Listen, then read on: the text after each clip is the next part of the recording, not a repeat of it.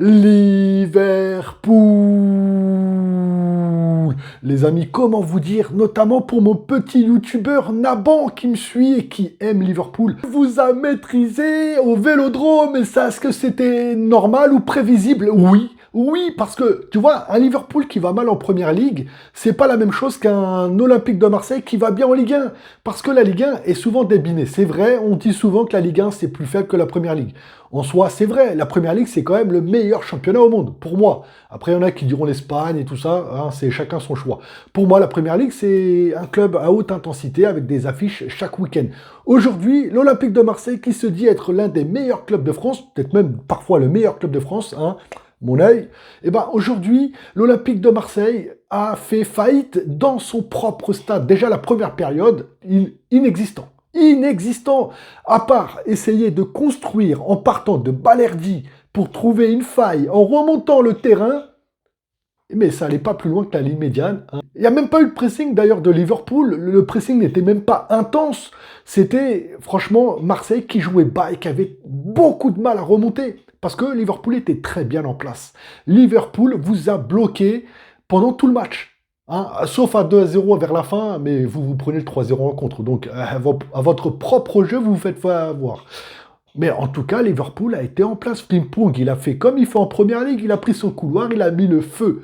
Il y a eu pour moi une erreur de casting dans le 11 titulaire mis en place par De Zerbi. Comment tu peux mettre Traoré?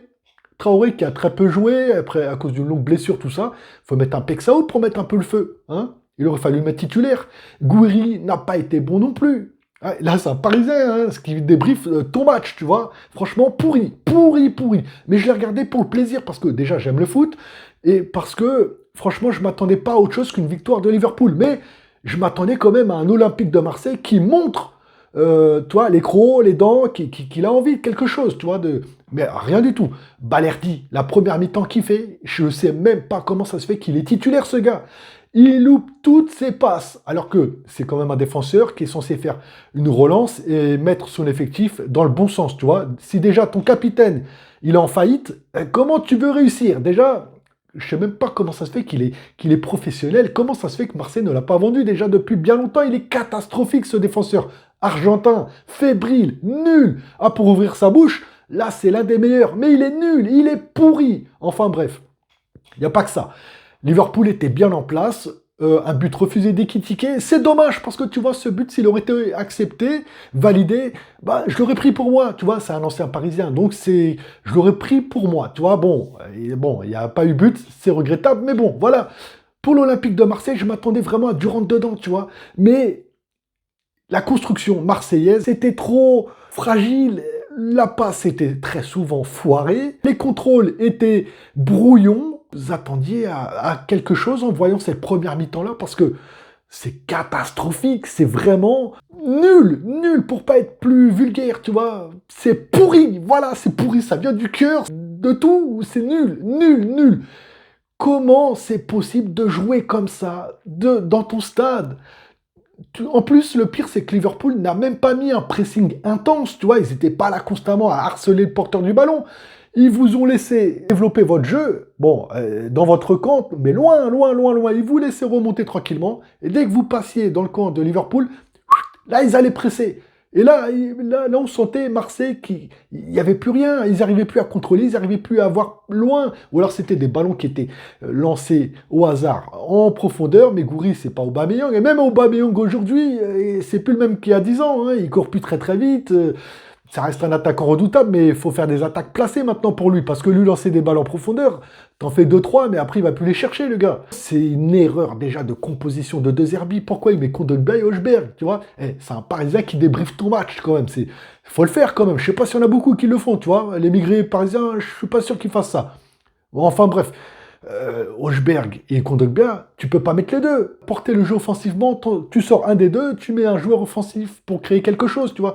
Cette première mi-temps, ce but en plus qui arrive de Zezbolev, là, je sais pas, le nom il est trop dur à dire, Zazbolev, je sais pas quoi. Le but qui te met sur coup franc, tu vois que le mur saute, le capitaine Balerdi, encore une fois nul, il saute, la balle elle passe en dessous de ses yep, et elle va se loger dans la petite lunette, tu vois, de Rulli, qui a rien pu faire. Et de prendre un but juste avant la pause, on sait tous que ça fait très très mal. Très très mal. Sachant que pour cette première période, Marseille n'a pratiquement rien montré, hormis une occasion sur un centre, mais c'était nul, tu peux rien espérer. Donc déjà, tu te dis, le 1-0 à la mi-temps, ça fait mal. On reprend pour la deuxième période, et rebolote avec les mêmes, tu sens cette fébrilité, tu sens que Marseille a un peu plus envie quand même, tu vois, de montrer, mais ça dure 5 minutes, tu vois, avant que Liverpool reprenne le jeu à leur compte. Mais le pire dans tout ça, c'est que Liverpool n'a... Je les ai pas sentis stressés, ils ont joué tranquille, tu vois. Ils ont vraiment joué... Voilà, Marseille, c'est un grand stade, un beau stade, c'est ce qui a été dit avant le match. Tout le monde a kiffé, mais voilà, pour eux, ils n'ont pas été impressionnés. Comment tu veux qu'ils soient impressionnés quand ils jouent à Chelsea, à United, à City, à Arsenal, et puis chaque année ils jouent la Ligue des Champions, donc Barça, Milan, enfin il n'y a pas de quoi être impressionné.